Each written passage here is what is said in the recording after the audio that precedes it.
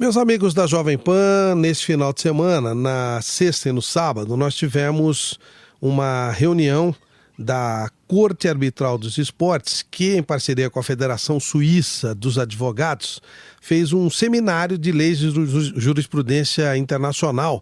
Ela foi realizada em Lausanne, na Suíça, e teve a presença de um advogado brasileiro, o Marcelo Robalinho, que representa a empresa Think Balls and Sport Consulting.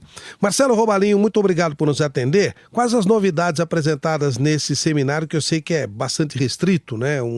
A Corte Arbitral, o grupo de advogados da Federação Suíça. O que você poderia nos dizer? Muito bom dia para você, Marcelo. Bom dia a todos os ouvintes da Jovem Pan. Realmente, esse evento é um evento muito concorrido no mundo jurídico. Foram 300 advogados que participaram, mas isso do mundo inteiro, e não só advogados, mas como os árbitros do TAS, que são muitos árbitros, né? Então é um evento muito restrito mesmo. Se realizou na cidade de Lausanne, onde é a sede do Tribunal Arbitral do Esporte, e tiveram vários temas, né? Foram 2 dias de discussões, e o que eu achei mais interessante aí para destacar, que é uma coisa que pode vir a refletir no Brasil, é a questão do fair play financeiro, ou seja, o controle que a UEFA está exercendo sobre os clubes para evitar que eles fiquem mais endividados ainda. Esse fair play, tudo aquilo que o clube gastar, ele tem que justificar como rendimento, é isso, Marcelo? Existe um desvio padrão, né? Existe uma permissão para que o clube extrapole um pouco o limite, mas o que é importante, eu acho, é a ideia que está por detrás, né, para evitar que os clubes se endividem cada vez mais em busca de um resultado desportivo, sem ter o consequente resultado administrativo, né? Então, hoje, por um momento de crise da Europa, nós observamos muitos clubes aqui tradicionais em uma situação de dificuldade. Esse ano mesmo, a UEFA proibiu a participação do Beşiktaş, que é um time muito tradicional da Turquia, do AEK Atenas, que é um clube muito tradicional da Grécia, entre outros, pela essa questão do fair play financeiro. Eles não pagaram as obrigações com os jogadores na temporada passada e foram impedidos de participar das competições europeias. O Beşiktaş chegou a recorrer ao Tribunal Arbitral do Esporte, mas não ganhou o apelo.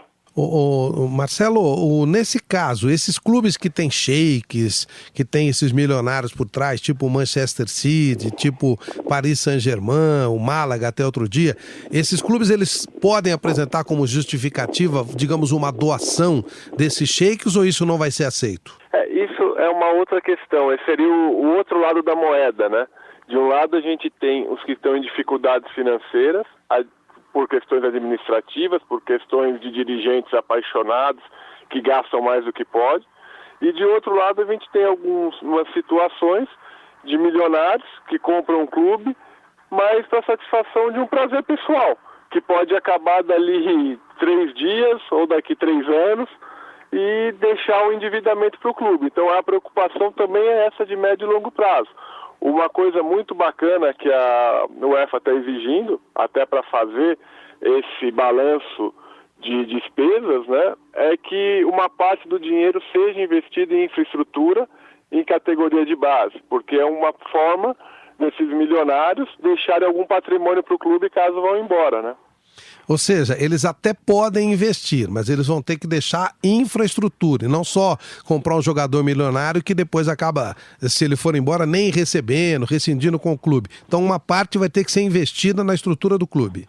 Isso, dentro da equação que eles fazem para avaliar esse fair play financeiro, você tira da parte de investimentos e de endividamento do clube a questão de investimento em infraestrutura, a questão de investimento em categoria de base, a questão de projetos sociais na comunidade, né, que o clube atua, como uma forma de ter uma garantia de algum retorno para médio e longo prazo. Porque a grande preocupação da UEFA é que o futebol seja perene. Uhum. Tá certo, você não pode ter um grande time que de repente passa a ser pequeno porque acabou a brincadeira do Sheik. O Málaga acabou acontecendo isso. E a proibição, basicamente a pena é proibir de participar de competições internacionais. Não é só essa, né? Essa é uma delas, mas também existe a questão de proibir a transferência de jogadores nas janelas de transferência, a perda de pontos. Existem diversas sanções desportivas que podem ser aplicadas, né? Mas a que mais dói, sem dúvida nenhuma, é não participar. A UEFA não outorga licença ao clube para participar da competição europeia. Sem essa licença, o clube não pode ir nem para a Champions, nem para a Europa League. Só para dar um exemplo, um clube que deixa de ir para a Champions, para a fase de grupo, como aconteceu com o Udinese agora há pouco tempo, naquele pênalti do Marco Suel, são no mínimo 8 milhões de euros de prejuízo. Perfeito. Quando você fala em 8 milhões de euros de prejuízo, você está falando de um jogador como o Jadson, por exemplo. Perfeito.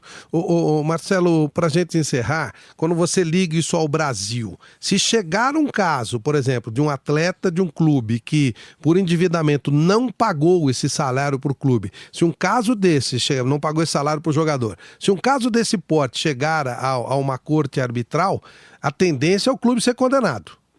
Na realidade, a gente tem que saber distinguir que aí entra uma questão que ela é jurídica. Se a relação nacional, o jogador vai pleitear aí no Brasil na Justiça do Trabalho, e a Justiça do Trabalho vai aplicar a legislação trabalhista, o jogador vai ter o vínculo trabalhista dele rompido e o consequente acessório vínculo desportivo. Ele fica livre e vai cobrar o clube aí no Brasil.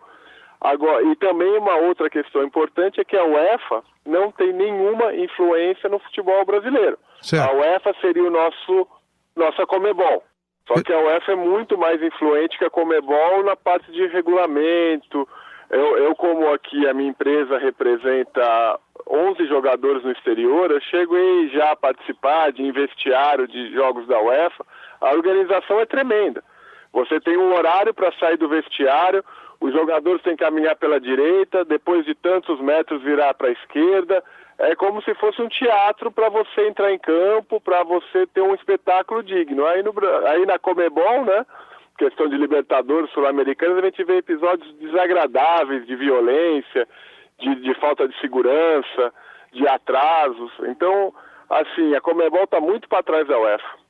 Entendo, a gente espera em cima disso é que essa regulamentação, esse rigor que a UEFA está colocando possa chegar no Brasil. Daí você ter citado que é uma área de influência muito grande. A Conmebol é uma esculhambação, a UEFA poderá trazer essa coisa, inclusive para dissidências internacionais entraria essa corte arbitral e a tendência da corte arbitral é não aceitar o clube devedor como um seu participante normal.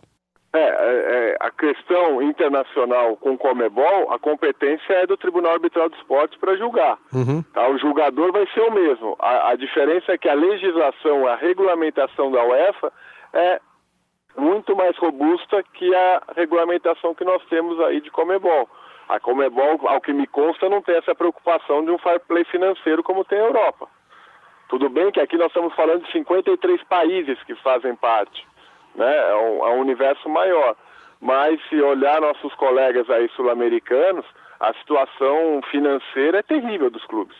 Perfeito. Eu quero agradecer ao advogado Dr. Marcelo Robalinho, que participou desse evento da Corte Arbitral dos Esportes, em parceria com a Federação Suíça dos Advogados, falando sobre lei e jurisprudência do esporte internacional, um evento que aconteceu na última sexta e no último sábado, lá em Lausanne, na Suíça.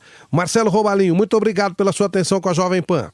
Muito obrigado a vocês, a todos os ouvintes. É sempre um prazer poder colaborar com vocês aí.